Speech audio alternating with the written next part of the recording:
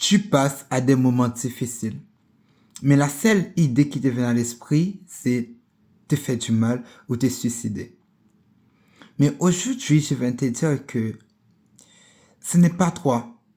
C'est les plans, l'ennemi qui a pour toi. Parce que l'ennemi sait très bien que tu es un appelé de Dieu, un serviteur de Dieu, un oint de Dieu, une servante de Dieu. Il sait que s'il te laisse grandir, marcher selon l'esprit, et il sait très bien que lui, il va échouer. Lui, il va attaquer pour de bon.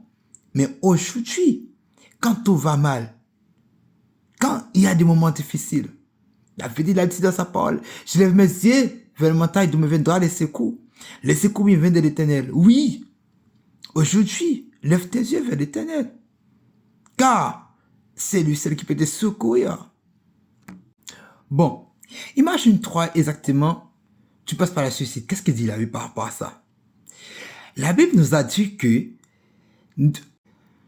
ne savez-vous pas que vous êtes les temples de Dieu et l'Esprit de Dieu habite en vous?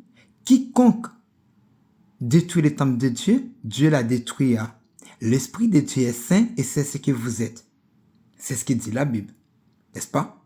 Donc, à plus forte raison que vous ne devez pas vous faire du mal, car vous êtes les temples de Dieu et l'Esprit de Dieu est vous et vous êtes saints.